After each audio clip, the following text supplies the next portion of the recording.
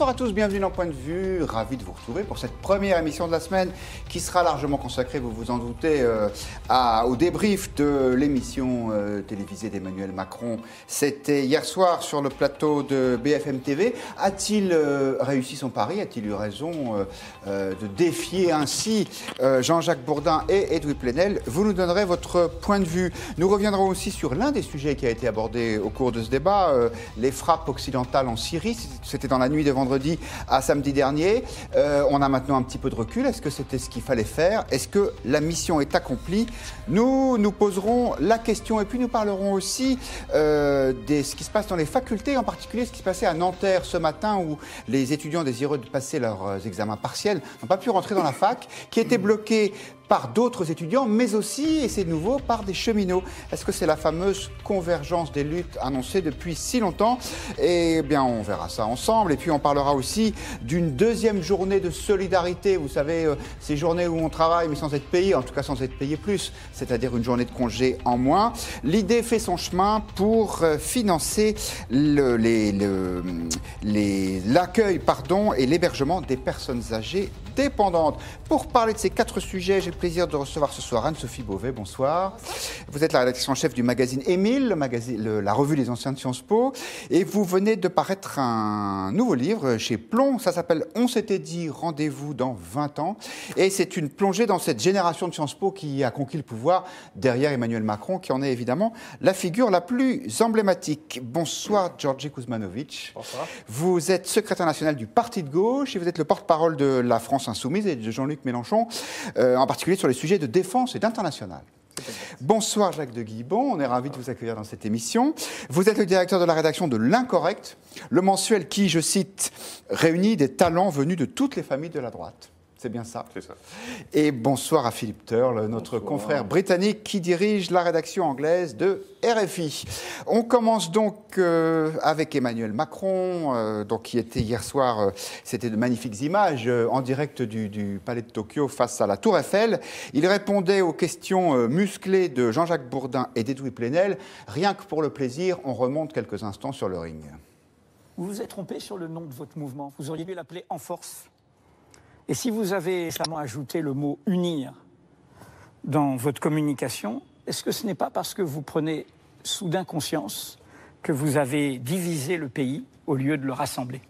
Est-ce une question ou un plaidoyer? Non, c'est une question. Elle a les tournures d'un plaidoyer. Donc si c'est une question... C'est une question. Il n'y a jamais de mauvaise question, Emmanuel Macron. Vous n'êtes pas le professeur et nous ne sommes pas les élèves. Hein. Donc, non, mais il n'est pas faux notre raisonnement. C'est ce que fait votre ami Bernard Arnault. Pardon, moi je n'ai pas d'amis, Monsieur Bourdin. Ni vous, ni moi, n'êtes des juges autour de cette table. Vous êtes des intervieweurs, je suis le président de la République et nous sommes en train de faire un débat démocratique. Voilà, comme vous l'avez compris, ce sont des extraits qui ont été collationnés par Charlotte Darche. C'est pas évidemment toute l'émission qu'on a vue là, ça n'est pas une séquence unique. Ma question, elle est simple. Anne-Sophie Beauvais, vous l'avez trouvé bon hier soir? Moi, je l'ai trouvé effectivement assez bon, mais il y a 2 questions avec cette interview. Il y a effectivement la forme de l'interview et le fond. Sur la forme de l'interview, moi j'avoue qu'avant j'étais assez étonnée du choix, enfin je le comprenais d'un point de vue tactique, d'un point de vue de communication, le choix d'Edoui Plenel et de Jean-Jacques, pardonnez-moi, Jean-Jacques Bourdin. Jean-Jacques Bourdin, voilà. On comprenait bien, enfin tout ça a été extrêmement bien pensé, c'est-à-dire que vous aviez 3 journalistes, Pernaut un peu plus tôt, Plenel et Bourdin, qui correspondaient vraiment aux 3 France qui doutent d'Emmanuel Macron, mais j'avoue qu'adouber d'une certaine manière Edoui Plenel, qui est dans un journalisme, et on l'a vu hier, un journalisme engagé, un journaliste de combat qui est plus dans le pamphlet, effectivement Emmanuel Macron a raison de le dire, que dans un rôle d'intervieweur, ça me posait question et on a assisté hier sur la forme en tout cas à une interview qui était à la fois très jupitérienne, le lieu était magnifique, le décor était superbe, voilà, donc on a un président de la République qui arrive dans ce décor et en même temps qui monte effectivement sur un ring de boxe et qui se fait assez violemment interpellé et on ne l'appelle même pas président de la République. Donc il y a la forme et puis il y a le fond, en tout cas si on regarde le fond, et peut-être que la forme l'a servi, parce que finalement de Jupiter qui descend un peu dans l'arène tel un gladiateur, ça lui a peut-être permis d'être un peu pugnace. Sur le fond, il a été assez bon à faire passer les messages qui sont les siens. Il faut transformer la France, et si on arrive à transformer la France, on arrivera à mieux vous protéger, et je crois que c'est vraiment ce message clé qu'il est encore venu faire passer hier. Peut-être parce que, comme disait Victor Hugo, la forme, c'est le fond qui remonte à la surface. Jacques de Guibon, vous en avez pensé quoi de notre président préféré ? La même chose sur la forme, et je pense qu'il a eu tout à fait raison de se confronter à ces journalistes-ci, parce que il s'est retrouvé dans une position assez simple, il était agressé, il a défendu ses idées, ça l'a mis en position, de président des Français qui étaient agressés par des catégories, en fait, des représentants de catégories, particulièrement Edoui Plenel, qui, je trouve, a été assez lamentable dans son agressivité vis-à-vis d'Emmanuel Macron, même si je comprends tout à fait qu'il ne soit pas d'accord, et moi-même je ne suis pas d'accord avec Emmanuel Macron, mais là je trouve qu'il lui donnait justement les armes pour se poser... Il était quoi? Il était trop agressif, Plenel? Oui, il était évidemment trop agressif, oui, et à le soupçonner sans avoir de preuves, etc., comme fait assez souvent Mediapart d'ailleurs.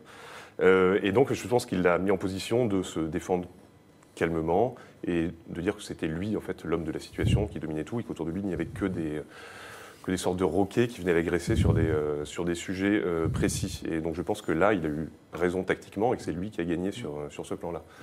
Après, dans le fond, je trouve qu'il est resté le président qu'il est, c'est-à-dire le gentil animateur d'entreprise ou le professeur qui segmente très bien ces sujets, qui les connaît parfaitement, mais qui n'arrive pas à donner une direction générale. Et je trouve qu'il reste un vide, en fait, qu'il n'arrive pas à combler. Alors, vous savez que c'est vous, chers internautes, qui donnez aussi votre point de vue dans cette émission. Donc, vous vous exprimez sur les réseaux sociaux, sur le Figaro.fr, sur Facebook Live, tout ça, vous le savez par cœur. Et évidemment, dès que vous avez des messages à nous faire passer, on les retransmet à l'antenne. Georgi Kuzmanovic, et vous, est-ce que vous avez apprécié le président de la République? Est-ce que vous avez trouvé Plenel trop agressif? Non, mais d'abord, soulignons le courage du président d'avoir pris deux journalistes qui ne lui passent pas les plats comme M. Delahousse l'avait fait. Et donc, on se retrouve dans un débat... Ça, c'était l'interview qui était à l'Élysée, où ils se déplaçaient tous les deux. Oui, voilà. C'était au début d'année. Où tout avait été répété comme un ballet, et visiblement plusieurs fois. Et donc, ça a permis de montrer les limites de la communication présidentielle habituelle. Et on a eu un débat... Alors, vous trouvez qu'ils étaient un peu agressifs. Nous trouvons que c'était... justement des journalistes qui posaient les questions et qui osaient aller tacler le président de la République. Et dans la première partie du débat, si on prend des images cinématographiques, c'était un peu le Titanic pour le président de la République. Et dans la deuxième partie du débat, c'était la vérité si je mens.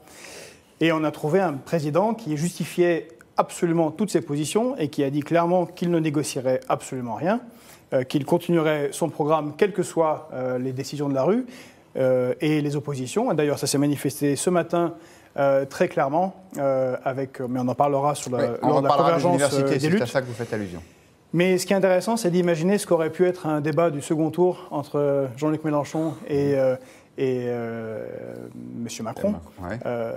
On aurait eu un débat un peu plus solide plutôt qu'un Macron qui... prend le rôle de celui qui défend la République menacée par les fascistes. Alors, Jérémy est un peu sur la même ligne que vous, puisqu'il nous dit n'était-ce pas quelque part un remake du débat présidentiel? Effectivement, peut-être qu'aujourd'hui, ce sont les journalistes qui jouent le rôle de l'opposition, tant celle-ci est mal en point. Le droitiste qui nous dit il n'était pas mal, mais nous n'avons finalement rien appris. Tandis que Thérèse nous dit « Monsieur Bourdin est beaucoup plus virulent et arrogant avec d'autres personnes. A-t-il peur pour sa place ?» Alors justement, sur la virulence, Philippe Tarl, on dit souvent que les journalistes français sont trop respectueux, voire obséquieux avec les puissants, les responsables politiques. Et que les journalistes anglais, par exemple, quand on ne leur répond pas correctement, ils sont capables de reposer la question 10 fois de suite. Est-ce que vous avez trouvé que c'était un exercice un peu à l'anglaise ou à l'anglo-saxonne hier soir ? Un petit peu. Je dis souvent la même chose quand je porte des débats présidentiels en France, à savoir que d'abord, pour moi, c'est beaucoup trop long. Mais vous vous rendez compte, 2h37, mais j'hallucine. 2h37, même Theresa May, Donald Trump, même le président de la Corée du Nord, je ne pense pas qu'il fait une émission de télé aussi longue que cela. Alors, pour la petite histoire, j'ai commencé, je travaille... Fidel Castro. Voilà, je travaille, oui, peut-être Castro, mais ça c'est plus un discours de 6 heures, mais c'était pas le cas ici. Mais je travaille de nuit, j'ai commencé à regarder la télévision, je me suis mis au lit, j'ai écouté la radio, je ne comprenais rien parce que ça gueulait tellement de tous les côtés et Emmanuel Macron avait du mal à sortir quoi que ce soit comme parole. J'éteins la radio, je m'endors, je rallume la radio, ça continue toujours. Je dis mais c'est pas possible, ce débat c'est sans fin. Donc d'abord, c'est trop long. La France est un pays formidable où on crée de la richesse, on est créateur de mode, de nourriture, etc. Et on est envié par le monde entier, mais c'est un pays qui a une habitude de nous transformer d'un coup de main au XVIIIe siècle avec les petits gens qui regardent le monarque qui est en train de donner un discours et on le laisse faire pendant 2h37. Ça, c'est quelque chose qui m'étonne toujours. Bon, là, hier, c'était un peu différent par rapport à d'habitude. À savoir que les journalistes avaient essayé de se moderniser, pas de cravate, pas de président de la République. Je ne sais pas à quoi ça servait, honnêtement, parce que sur le fond, est-ce que les journalistes voulaient se montrer, ben voilà, nous on arrive, on a moins de respect pour le président, donc on ne met pas de cravate et on n'appelle pas Monsieur le Président, mais sur le fond, les problèmes sont les mêmes.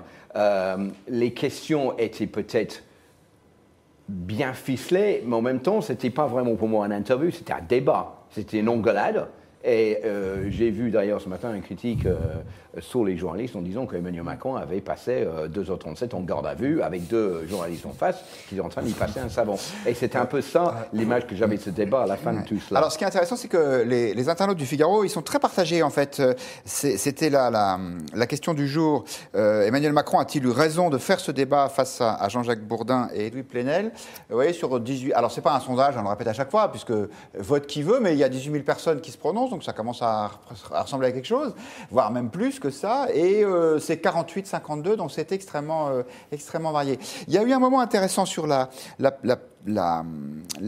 personnalité d'Emmanuel Macron, c'est quand Jean-Jacques Bourdin lui a posé la question pour savoir s'il n'avait pas pris la grosse tête, sauf que lui, il le dit dans des termes beaucoup plus philosophiques que moi. Regardez. Le danger est que la direction des affaires soit accaparée par des oligarchies de compétents associés tantôt aux puissances d'argent, tantôt aux appareils de parti. La dépolitisation permet la confiscation de la décision par quelques-uns. Vous connaissez sans aucun doute ce texte de Paul Ricoeur. Moi, j'ai une question toute simple. Est-ce que vous n'êtes pas dans une illusion puérile de toute puissance ? Non, ça rappelle un peu, vous vous souvenez, Patrick Poivre d'Arvor qui avait dit à Nicolas Sarkozy, est-ce que vous n'êtes pas comme un petit enfant? Jacques de Guibon, est-ce que vous pensez que le président de la République est en train notamment avec ces séquences d'intervention télévisée, cet emploi de la force armée, est-ce qu'il est en train de devenir tout-puissant, ou plus exactement dans l'illusion de la toute-puissance? Je ne sais pas si on peut comparer une émission de télévision avec l'emploi de la force armée, mais je pense qu'il est obligé de revenir à de la communication, alors qu'il avait dit le contraire au début de son mandat, qu'il ne voulait pas parler aux journalistes. Là, il est obligé de le faire, parce qu'il y a une perte de confiance d'une partie des électeurs. Il est évident qu'il est dans un sentiment de toute puissance, à mon avis, parce qu'il est entouré de gens qui sont beaucoup plus médiocres que lui. C'est l'impression que j'ai quand on voit les déclarations de Christophe Castaner, je sais plus ce matin, là, sur la question du voile. On se demande comment il peut travailler avec des gens qui sont à un niveau largement inférieur à lui, comme ça, alors que lui, je pense, reste quelqu'un d'intelligent, et c'est intéressant comme adversaire, en fait, d'avoir quelqu'un d'aussi intelligent. Je ne sais pas si vous voulez faire la transition sur la question de la Syrie, si on en parle tout de suite. Non, mais voilà. Donc, sur la Syrie, il est dans son rôle de chef des armées, donc ça ne me semble pas être une toute puissance, sinon celle qui est inscrite dans la Constitution, comme il l'a fait remarquer à Edoui Plenel, en lui disant que Edoui Plenel pouvait changer la Constitution s'il voulait, enfin proposer au vote démocratique de la changer, et ce qui n'était pas faux, en fait. Voilà. Mais il est le chef des armées sur la Syrie. Donc voilà, ça, c'est pas lui qui a inventé cette toute-puissance, c'est pas son propre personnage. D'accord, effectivement, Edoui Plenel disait, mais vous n'avez pas de compte à rendre au Parlement avant ce type d'intervention. Emmanuel Macron a répondu, effectivement, j'ai pas de compte à rendre parce que je suis le chef des armées, c'est dans la Constitution. Et revenant sur cette opération, on va y revenir juste après, bien sûr, je vous donnerai la parole. Et il est revenu sur ces frappes militaires contre des installations chimiques, d'armes chimiques de la Syrie, pour dire mission accomplie. Nous avons réussi l'opération sur le plan militaire, puisque l'intégralité des missiles qui ont été tirés ont atteint leur objectif et ces capacités de production d'armes chimiques ont été détruites. Au dire des autorités à la fois syriennes et russes, il n'y a aucune victime de leur côté. C'est exactement ce que nous voulions faire. Cette décision, la France l'a prise sur le principe dès dimanche dernier, c'est-à-dire 48 heures après les premières traces, premières identifications d'utilisation d'armes chimiques dans la Ghouta orientale, qui est cette région non loin de Damas, en Syrie. Georgi Kuzmanovic, mission accomplie en Syrie. D'abord, je mets en faux par rapport à ce que vous disiez, et c'est pour ça qu'il y a eu un clash avec le général de Villiers lors du 13 juillet de l'année dernière. L'ancien chef de l'état-major des armées Oui, qui se plaignait d'un manque de moyens pour la défense. Voilà. C'est une lecture totalement états-unienne de la Constitution française que de penser que le président de la République est le chef des armées. L'article 35 de la Constitution est particulièrement clair à ce sujet. C'est le Parlement qui déclare la guerre. Or, bombarder un pays hors du cadre des résolutions internationales, hors d'un cadre onusien, ce qui a été le cas de ce bombardement, puisqu'il ne concerne que les États-Unis, la Grande-Bretagne et la France, pourrait être considéré comme une déclaration de guerre. Et je ne pense pas que les historiens américains diraient le contraire, puisque le Pearl Harbor était par exemple une déclaration de guerre, puisqu'elle était précédée par un bombardement d'Hawaï par l'aviation japonaise. On ne comprend pas très bien quel a été le sens de cette opération, puisqu'il dit lui-même, le président déclare qu'aucun Russe ni Syrien n'ont été blessés, donc comme punition, ça se pose là. Évidemment que personne n'a été blessé, puisqu'il voulait éviter une situation d'aggravement du conflit, donc ils ont prévenu les Russes, qui évidemment ont prévenu les Syriens. Quel est l'objet donc dans ce cas-là de ce genre d'opération? Ce qui se passe, c'est que M.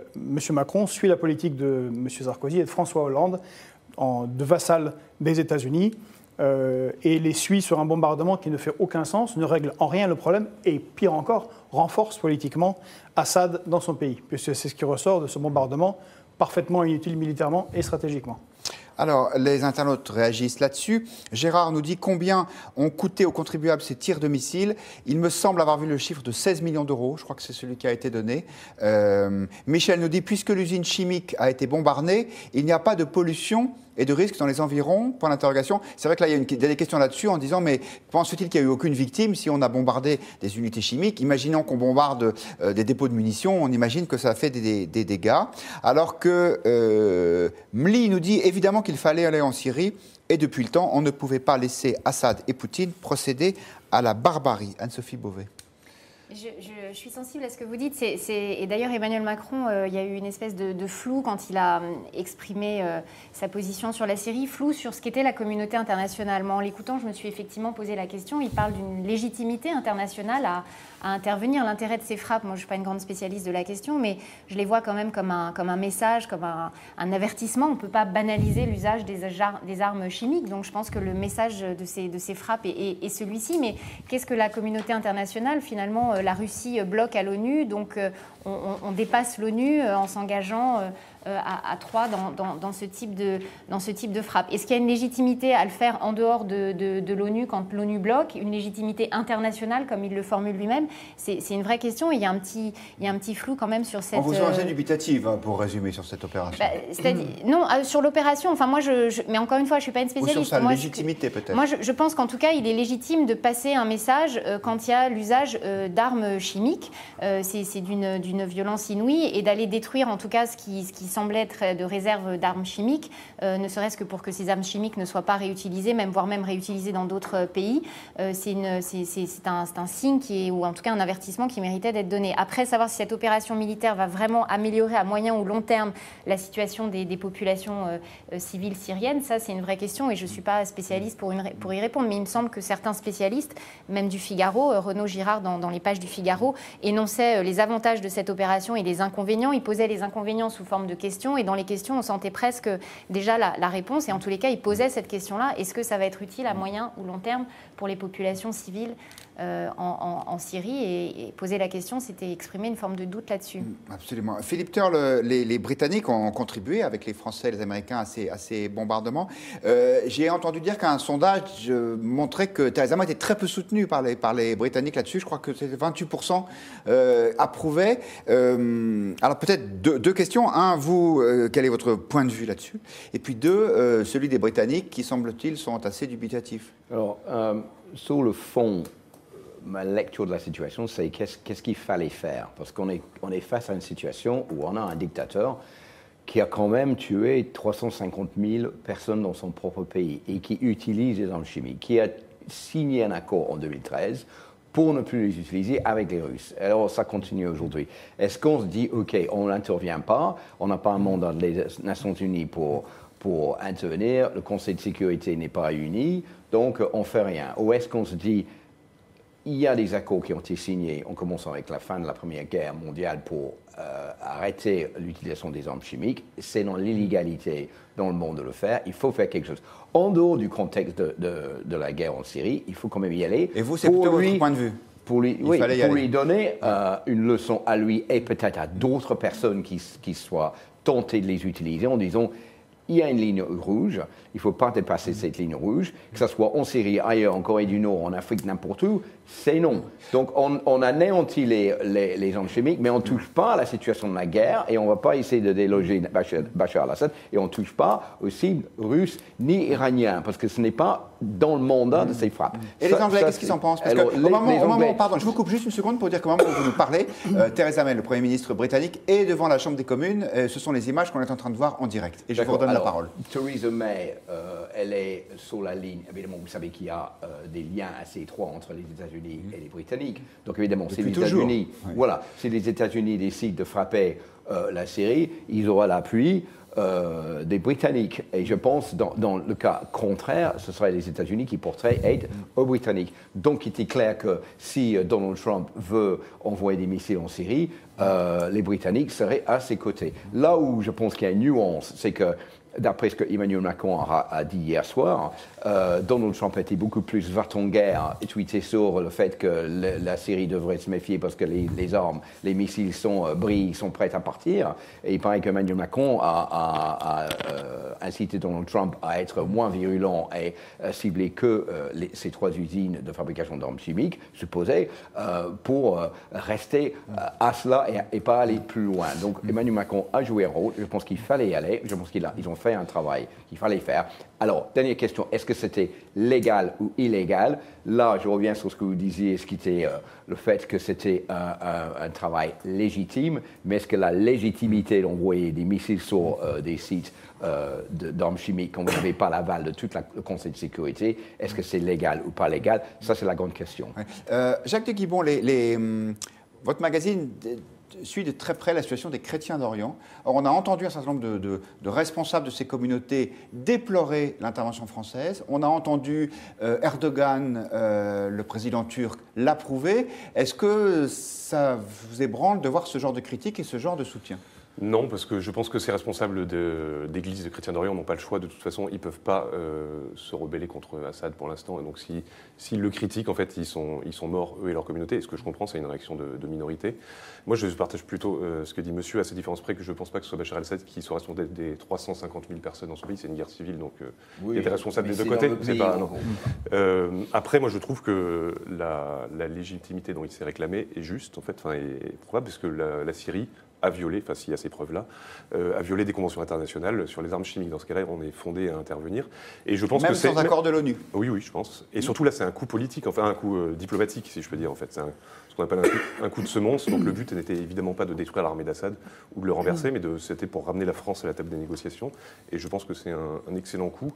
Et si je peux même pas d'ajouter, je trouve qu'il y a en France une sorte de 5e colonne inconsciente aujourd'hui qui gobe, surtout dans mon monde à moi, d'une certaine droite, en fait, et je m'élève contre ça, mais aussi un peu chez vous, qui gobe tout ce que disent les Russes, en fait, toute la journée, et Bachar, et dès que la France dit quelque chose, on va douter de ce que dit la France, alors que je pense qu'on est français d'abord, hein, et qu'on doit faire confiance d'abord, même si on peut le mettre en doute ensuite, à ce que nous disent nos armées quand il s'agit d'opérations extérieures. Et j'en ai un peu assez, en fait, de cette pro-poutinisation ou pro-bachirisation sur tous ces sujets-là. Ouais. Eh bien, voilà qui est dit. On va passer la parole, bien sûr, à Georgi Kuzmanovic, mais pas avant de l'avoir donné à nos internautes.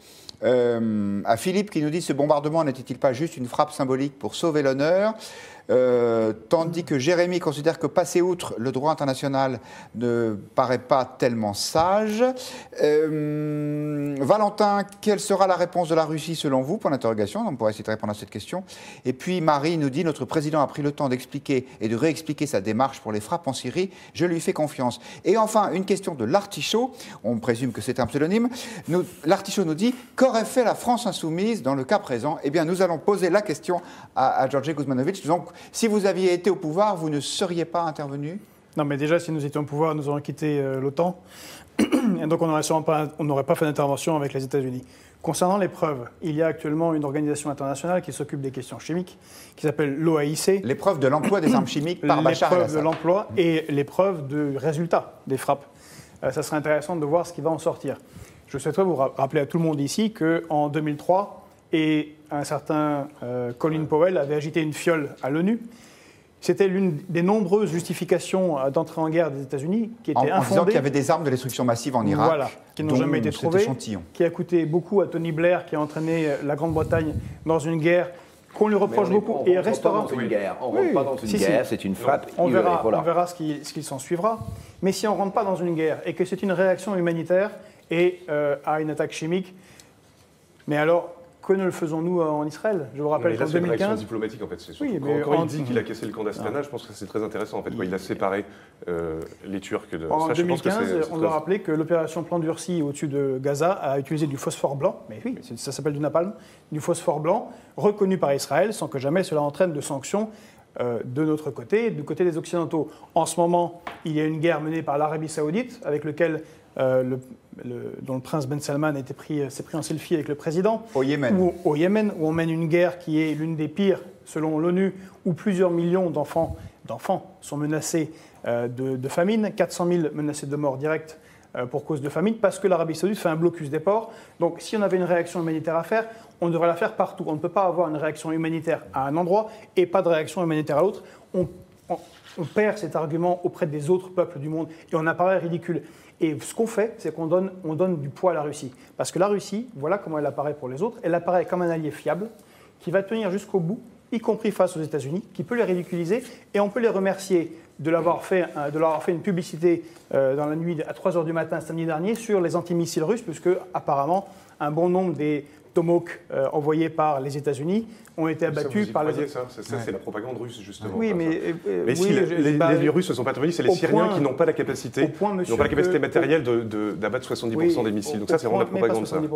Si, c'est ce qu'ils ont dit. Au point que la Turquie, qui est dans l'OTAN et la deuxième armée de l'OTAN, a signé une commande de S-400. Ce sont des antimissiles russes. Donc a priori, et donc je ne serais pas étonné que l'Iran fasse de même bientôt et augmente son stock de S-400. Et j'espère, et nous espérons tous, que cette opération n'est pas une répétition ayant pour objectif l'Iran. Parce que ce qui nous attend, c'est le 12 mai prochain. C'est la remise en cause. En fait. Il a dit l'inverse. Oui, mais il a dit plusieurs fois l'inverse et il revient sur ses positions parce qu'il suit. Je vous rappelle que hier soir, lors du débat, il a dit que les troupes américaines allaient rester et ce matin, Donald Trump lui a dit non, il y aura de questions. Donc en fait, il fait croire qu'il impose des choses aux États-Unis alors qu'il ne fait que suivre. Donc ce qui compte, c'est ce qui va se passer avec l'Iran et tous les voyages et les interventions internationales de Donald Trump jusqu'à maintenant ont montré qu'il allait suivre ses alliés israéliens et saoudiens, grand écart, contre l'Iran et dénoncer le 12 mai l'accord sur le nucléaire iranien, ce qui va renforcer en Iran les extrémistes et nous mettre dans une situation de danger pour la paix mondiale.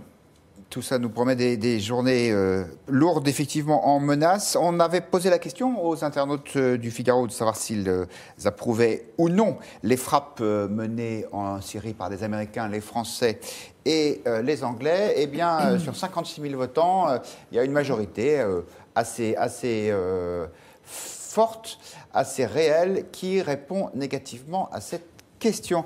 On passe à un autre thème, si vous le voulez bien.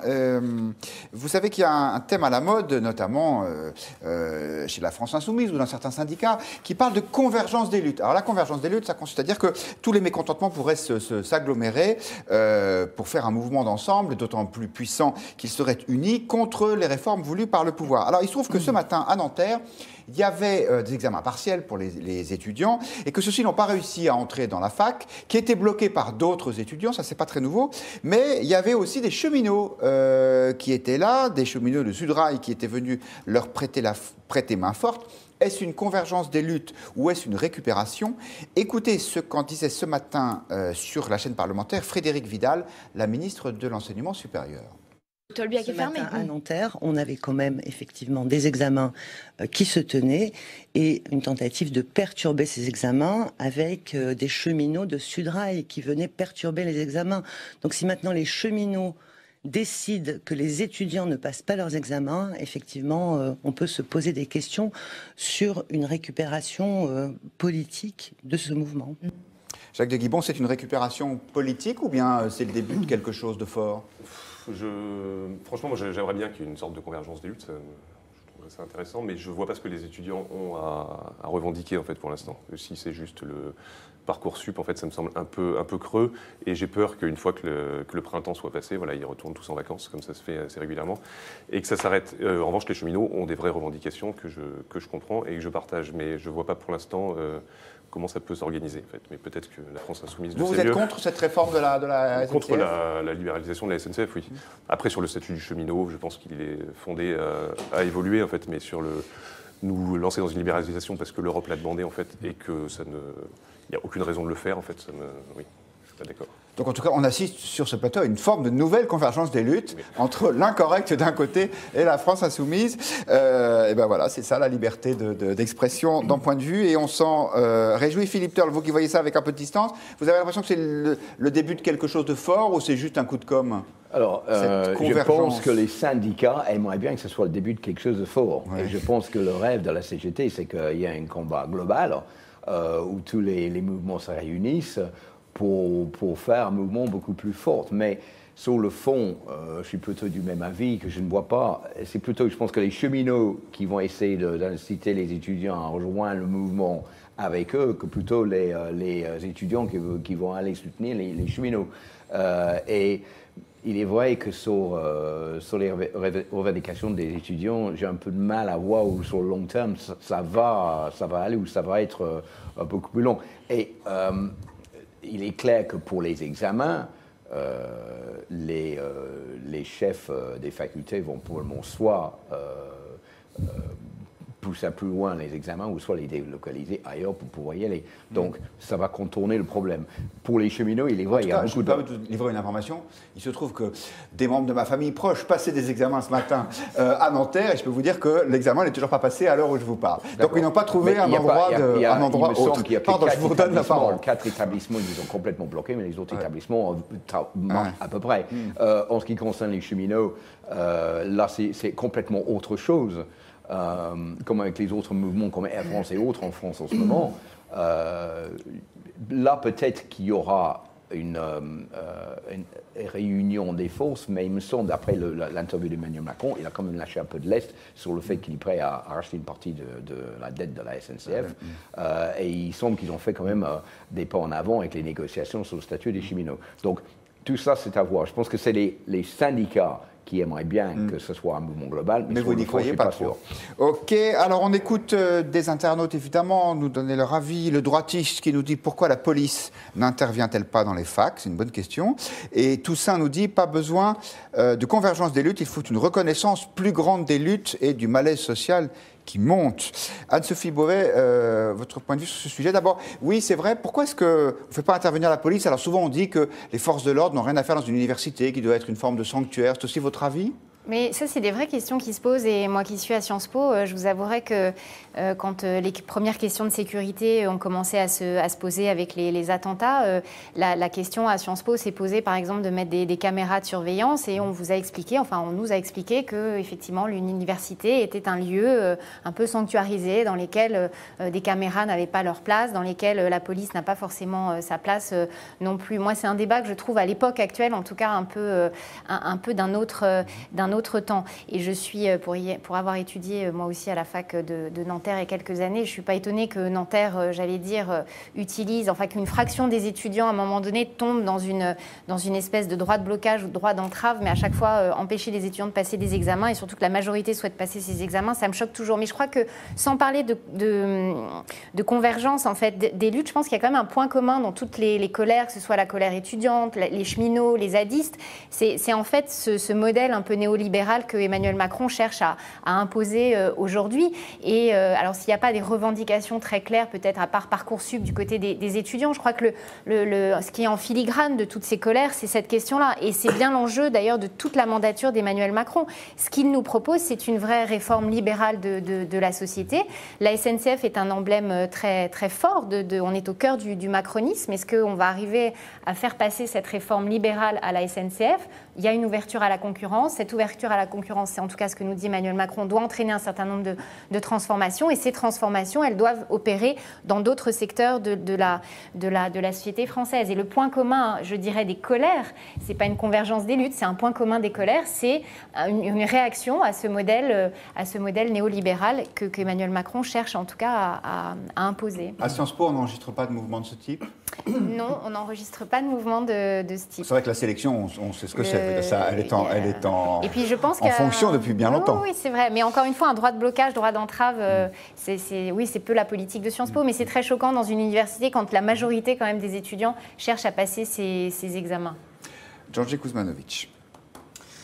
Bien, pour une petite provocation, je dirais que hier soir, on a bien vu, les Français ont vu qu'ils ne souhaitaient, lors de la présidentielle, ni le PS ni l'UMP, et ils ont obtenu les deux pour le prix d'un, parce que les politiques néolibérales ont été imposées aussi bien par l'UMP que par les PS quand ils étaient au pouvoir. Et oui, il y aura convergence des luttes, et il y a convergence des luttes pour la bonne raison que vous avez donnée. En fait, tout ce qui se passe, la réforme de la SNCF n'a pas été décidée par Macron. Elle a été décidée à l'Union européenne, par la Commission européenne. C'est le pacte ferroviaire. Enfin, la France a été d'accord, elle aurait pu dire non. Bien sûr, elle était d'accord. Mais comme 80% des lois qui sont passées depuis 15-20 ans en France, ce sont des lois de mise en conformité du droit français aux décisions prises à l'Union européenne. Et Macron incarne idéalement cette figure de l'agent néolibéral européen au service de l'oligarchie et des banques. Et donc, ce qu'il fait, c'est appliquer une politique néolibérale, une politique d'austérité, mais à tous les domaines. À la SNCF, aux hôpitaux, aux EHPAD, aux armées, à la police. Tout le monde est rogné, tout le monde doit perdre ses financements. Et il s'ensuit que, in fine, fort logiquement, les luttes vont se rejoindre. Alors effectivement, peut-être vous avez raison. Certains étudiants partiront en vacances s'ils ont la chance, mais en fait, il faut que vous sachiez que quand même, plus de deux tiers des étudiants sont obligés de travailler l'été. Donc ils seront là, je pense, et prêts à manifester parce que leur avenir est en danger. Mais je suis pas sûr que les étudiants travaillent à Paris l'été, en fait. Ils sont plutôt... Oui, ils travaillent aussi à Paris. Comme ça, il y a beaucoup d'emplois qui étaient réservés à d'autres, qui sont pris par les étudiants maintenant. Sur Twitter, on vous a posé la question. Chers internautes, croyez-vous à la convergence des luttes des cheminots et des étudiants? Pour l'instant, vous n'êtes pas encore tout à fait convaincus, et c'est un euphémisme, puisque vous répondez non à cette question à 71%. Quelques réactions d'internautes. Michel qui nous dit « Les Français, dans leur majorité, ne se sentent pas impliqués par ces contestations et ont envie de penser à d'autres choses plus sympas. » Quant à Sophia nous dit, et c'est une vraie belle question, « L'État a le monopole de la violence légitime? Non. » Oui, c'est vrai, Jacques de Guibon, c'est une très bonne question que pose Sophia. C'est quand même des coups de force, ces mouvements d'étudiants, qui sont quand même minoritaires et qui pourtant bloquent des facs entières. Oui, moi je pense que c'est plutôt dans une tradition de chahut étudiant, comme il y en a depuis 800 ans à Paris et à la Sorbonne, et ça ne va pas tellement plus loin pour l'instant. Après, je comprends que pour les étudiants qui ont envie de passer leurs examens, ce soit énervant. Après, personne ne les empêche d'aller déloger aussi les bloqueurs, s'ils en ont le courage. Peut-être que le gouvernement veut fêter 68 en envoyant la police à l'université, comme ça, pour commémoration. C'est ça. Philippe Turle, est-ce que c'est très français, ces façons d'agir, ces blocages, ces blocus, est-ce que vous regardez ça, vous, avec des yeux un peu surpris? Une certaine résignation, parce que c'est vrai que ça vient assez régulièrement. Ouais. On a l'impression qu'on n'arrive jamais vraiment à régler le problème une fois pour toutes. On dit, bon, là, c'est fait, on revient quelques mois après, bon, ça recommence. Et c'est sûr qu'une fois qu'on change de président, on change de gouvernement, ça va recommencer à un moment. Donc, soit ça soit en septembre, soit ça soit au printemps. Donc là, on est en plein dedans, parce que ça fait un an de Macron, et allez, on recommence.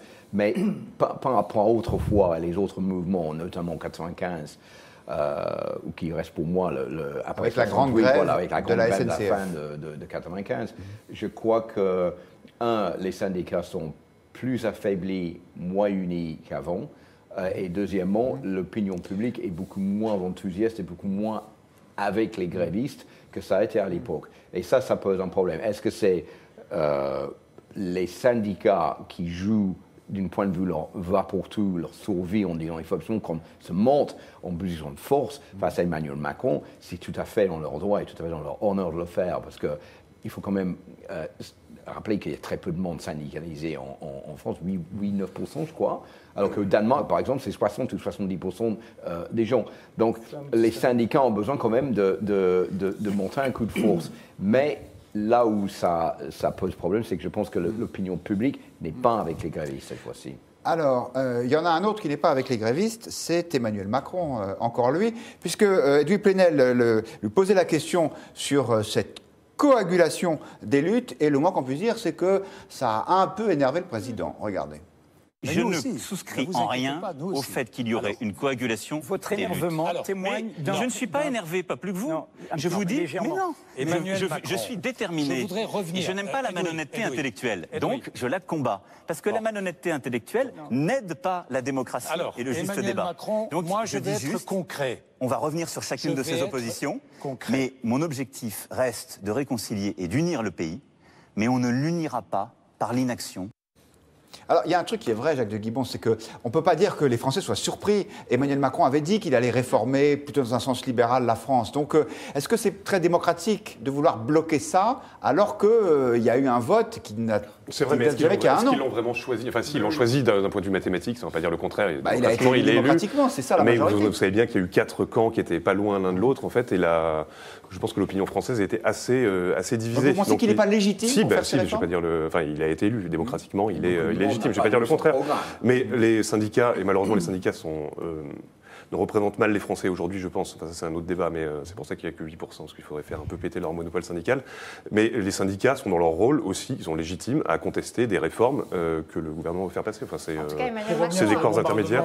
En Syrie, il est légalement élu, mais il n'est pas très légitime avec 23%. Ouais. Mais en tout cas, Emmanuel Macron a quand même raison de tenir bon, parce que malgré tout, on en est à 1 an de mandat. Il n'a pas toute la France contre lui, il a encore 4 ans. Malgré tout, il avait un programme qui était assez clairement énoncé, et en tout cas, c'est le programme qui met en l'œuvre. Ce fameux modèle néolibéral, il le défend en disant autorisez-moi à être aujourd'hui, à transformer un certain nombre de modèles, à relancer l'activité économique du pays, et c'est par la relance de cette activité économique du pays qu'on arrivera à mener une politique sociale dont on pourra, qu'on pourra mener tous ensemble. Donc c'est aujourd'hui un peu de sacrifice pour, dit-il, demain. On n'est pas obligé de le croire. Voilà. Mais de plus en plus de Français soutiennent les cheminots. On laisse le dernier mot à Raphaël, Raphaël, qui nous dit: les étudiants n'ont plus le choix pour leurs études. La sélection se fera par une commission et impossible pour eux de se tromper d'orientation. Alors ça, on revient à Parcoursup, qui serait effectivement un autre débat à ouvrir. On va pourtant se garder quelques minutes pour parler d'un autre sujet. Peut-être vous souvenez-vous qu'en 2004, pour financer la dépendance, on avait inventé la journée de solidarité. C'était souvent le lundi de Pentecôte. En fait, les Français travaillaient un jour de plus sans être payés un jour de plus. Et le même jour, les entreprises payaient une contribution de solidarité. Et puis Agnès Buzyn, la ministre de la Santé, elle trouvait que c'est une très bonne idée. Donc elle a dit, comme on a besoin d'argent, en particulier pour les personnes âgées dépendantes, qui sont, vous savez, dans ces EHPAD qui manquent cruellement de moyens, si on faisait une deuxième journée. Et on a reposé la question, devinez à qui? Eh bien, Emmanuel Macron, bien sûr. Écoutez, je ne vais pas purger ce débat aujourd'hui. C'est une piste. Vous y êtes favorable? Est-ce que ça a bien marché la dernière fois? 1,5 milliard, ça devrait rapporter. Moi, je ne suis pas contre. Je pense que c'est une piste intéressante. Il faut le regarder. Ce qui est sûr, c'est que on doit construire cette solidarité. Alors, la dernière fois qu'on a entendu ça chez nos dirigeants, c'est une piste intéressante qu'il faut creuser. C'était pour les 80 km/h qui se sont faits. Donc, on peut y aller directement, à mon avis. On ne se trompe pas beaucoup en disant que ça va se faire. Et est-ce que c'est une bonne idée, Monsieur Kuzmanovic? Oui, c'est une idée géniale. On voit bien là. Vous avez l'air enthousiaste, d'ailleurs. L'incohérence complète du président des riches.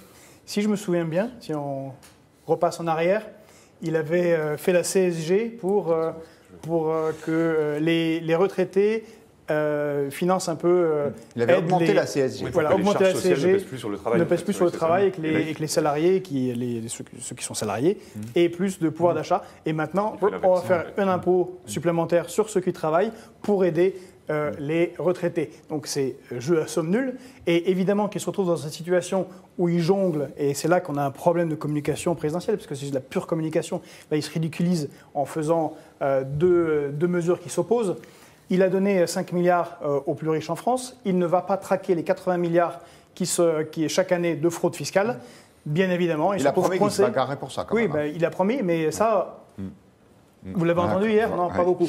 Eh bien, donc voilà, il se retrouve dans une situation où il se retrouve obligé de taxer et les retraités et les salariés pour donner 5 milliards aux plus aisés. Allez-vous voler au secours j'ai envie de me voler au secours, parce que honnêtement, c'est des sujets... Moi, j'étais en politique en 2002 quand cette question s'est posée. Ça fait des années qu'on parle du vieillissement de la population. Ça fait des années qu'on parle du problème de la dépendance qu'on va rencontrer pour les personnes âgées. Et ça fait des années qu'on dit qu'il va falloir financer cela. Quand je dis des années, 2002-2004, on parlait déjà de ce 5e risque, de cette 5e branche à créer.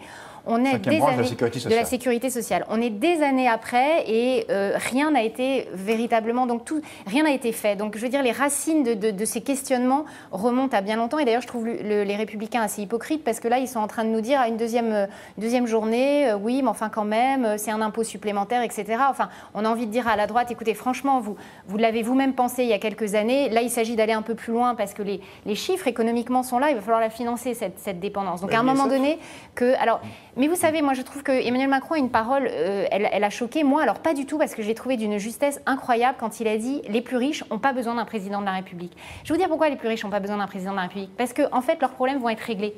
Ils vont être réglés à l'université, ils vont mettre leurs enfants en dehors du système public. Ils vont être réglés pour la santé, ils vont aller se faire soigner dans les meilleurs établissements et payer tout ce qu'il faut pour ça. Donc d'une certaine manière, c'est pas complètement faux que les plus riches n'ont pas besoin de président de la République. Pourtant, ils les aident bien. Mais en tout cas, ce que lui essaye de faire, c'est de se dire, si on veut arriver à financer les choses et donc à penser une forme de politique sociale un peu commune dont on va pouvoir tous collectivement tirer les fruits, il faut peut-être essayer de penser des modèles économiques. Voilà, donc je me dis que là, en tout cas sur ce sujet-là, il y a urgence de penser à quelque chose, et cette deuxième journée de solidarité, en tout cas, moi, elle ne me choque pas. Oui, la parole aux intervenants. Je vous coupe la parole, Georgi Kuzmanovic, pardon, parce qu'en fait, il nous reste quelques instants pour demander à Jacques de Guibon et à Philippe Turle ce qu'ils en pensent. Philippe Turle. Bonne idée, pas bonne idée? Alors, ça dépend où ils vont mettre cette journée supplémentaire. Si c'est au mois de mai, c'est plutôt une bonne idée, parce que pour moi, il y a trop de jours fériés au mois de mai. Et on a une fascination en France, et pour faire le pont entre un jour férié le mardi ou un jour férié le jeudi, on travaille pas le vendredi. Donc c'est très mauvais pour l'économie française. Voire on fait grève, voilà. parfois. Oui. Donc il faut quand même être un peu rationnel. Et tous les secteurs le disent, au mois de mai, c'est une catastrophe, parce que les gens ne viennent pas travailler. Donc, si on peut récupérer un peu d'argent quelque part, oui, je suis favorable. Et deuxième chose, il faut faire quelque chose, je suis tout à fait d'accord avec vous, pour la dépendance. C'est pas pour les retraités, c'est pour traiter uniquement les gens dépendants. Et là, je pense qu'il faut trouver l'argent quelque part pour le faire, parce que c'est un problème qui va malheureusement venir en grandissant et pas en diminuant dans les années à venir. Alors, Philippe Turle, les Britanniques qui viennent se faire soigner en France parce que leur système n'est pas financé. Vous n'avez pas encore totalement convaincu nos internautes, puisque sur Twitter, on vous a posé la question, êtes-vous favorable à une deuxième journée de solidarité? C'est 2 tiers, 1 tiers, c'est non à presque 2 tiers, puisque c'est 64% des tweetos qui sont plutôt contre. 2 commentaires en passant. Sophia, la journée de solidarité est un impôt en nature, pardon. Et le droitiste qui dit, je trouve que c'est beaucoup demandé aux Français, 2 jours sans salaire. Jacques de Guibon, vous allez avoir le mot de la fin très vite sur ce sujet. Non, moi je suis heureux que le gouvernement se penche sur la question des vieux, autrement pour les euthanasier, c'est quand même déjà un progrès. Ensuite, je pense que, évidemment, ça va contre la philosophie de ce gouvernement sur les charges sociales, c'est totalement à l'inverse de ce qu'ils font par ailleurs. Pourquoi pas en soi, mais dans ce cas-là, il faut être cohérent et logique. Et voilà, et je pense que... Qu'on travaille un jour de plus, ça vous paraît choquant ou pas ou... Là, ça dépend qui, comment, et on ne peut pas dire on va baisser les charges sociales et faire financer le système social par autre chose que ça, et en même temps, là, c'est une charge sociale sur une journée, en fait, c'est ça. Et donc, c'est totalement incohérent, je pense. Après, je veux rajouter, on pourrait aussi supprimer l'AME ou des choses comme ça, ou des gens qui touchent leur retraite. L'aide médicale d'État pour les étrangers en situation irrégulière. Oui, c'est ça, voilà. On pourrait aussi faire des économies là-dessus. Eh bien, ça nous fait encore plein de sujets de débat pour que vous exprimiez votre point de vue. Merci beaucoup à tous les 4 d'avoir accepté notre invitation. Point de vue, c'est terminé pour ce soir, mais ça recommencera demain à la même heure et au même endroit. Merci, bonsoir.